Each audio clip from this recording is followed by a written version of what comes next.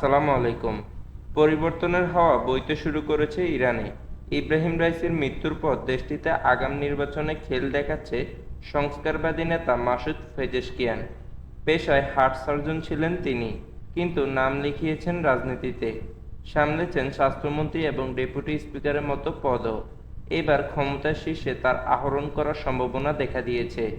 নির্বাচন পূর্ব জরিপে উঠে এসেছে পেজেশকিয়ানের জয়ী হওয়ার সম্ভাবনা প্রবল। গত কয়েক দশকে ইরানে যিনি ক্ষমতায় এসেছেন তিনি তীব্র যুক্তরাষ্ট্র বিরোধী মনোভাব পোষণ করেছেন। তবে এবার সেই ছন্দে পতন ঘটতে পারে। পেজেশকিয়ান নির্বাচনে জয়ী হলে বদলে যেতে পারে ইরানের পররাষ্ট্রনীতি। কয়েকদিন আগেই তিনি জানিয়েছিলেন নির্বাচিত হলে যুক্তরাষ্ট্রের সঙ্গে সম্পর্ক উন্নয়ন করবেন তিনি। শুধু যুক্তরাষ্ট্র নয়, ইসরায়েল ছাড়া বাকি সব দেশের সঙ্গে সম্পর্ক ভালো করতে চান পেজেশকিয়ান। আগাম এই নির্বাচনে কঠোরপন্থী শাহিদ জলিলির সঙ্গে পেজেশকিয়ানের হাড্ডাহাড্ডি লড়াই চলছে। আনুষ্ঠানিক ঘোষণা না এলেও অনেকটা এগিয়ে পেজেশকিয়ান। এখন পর্যন্ত 53,54,000 ভোট পেয়েছেন এই সংস্কারবাদী নেতা। এর কাছাকাছি আছেন জলিলি। এখন পর্যন্ত পেয়েছেন 48,75,249 ভোট। ইরানের স্বরাষ্ট্র মন্ত্রণালয় থেকে প্রকাশিত আনুষ্ঠানিক পরিসংখ্যানে এই তথ্য উঠে এসেছে। নির্বাচনের পূর্ব এক জরিপে দেখা গেছে শুক্রবারের ভোটাভুটিতে স্পষ্ট বিজয়ী হচ্ছেন পেজেশকিয়ান। ইরানের রিপাবলিকান গার্ডের জরিপ বলছে নির্বাচনে কমপক্ষে 37% ভোট পাবেন সংস্কারবাদী পেজেশকিয়ান।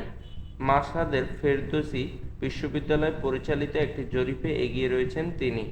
ওই জরিপ বলছে নির্বাচনে 42.3% ভোট পাবেন পেজেশকিয়ান। তবে নির্বাচনে কোনো প্রার্থী 50% ভোট না পেলে দ্বিতীয় দফায় নির্বাচন হবে 5 জুলাই। আজারবাইজানের বংশোদ্ভূত পেজেশকিয়ানের জীবন সংগ্রামে ভরা। স্ত্রীর মৃত্যুর পর সন্তানদের একাই মানুষ করেছেন, কিন্তু এই জন্য কখনো কারো সহমর্মিতা আদায়ের চেষ্টা করেননি তিনি। সাবেক সংস্কারবাদী প্রেসিডেন্ট মোহাম্মদ খাতামির প্রশাসনে উপস্বাস্থ্যমন্ত্রীর পদে আসীন হওয়ার মাধ্যমে পেজেশকিয়ানের রাজনৈতিক ক্যারিয়ার শুরু। পরবর্তীতে স্বাস্থ্যমন্ত্রীর দায়িত্ব পালন করেন তিনি। এই পর্যন্ত 5 বার পার্লামেন্টের সদস্য নির্বাচিত হয়েছেন পেজেশকিয়ান। হাসান রুহানির শাসনামলে করা পরমাণু চুক্তির একজন কঠোর সমর্থক ছিলেন পেজেশকিয়ান।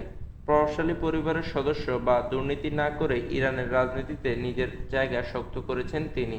দুর্নীতি বিরোধী কঠোর অবস্থানের কারণে নির্বাচনে তিনি জনপ্রিয় নেতা মাহমুদ আহমাদিনেজার সমর্থক ভোট পাবেন বলেও মনে করা হচ্ছে।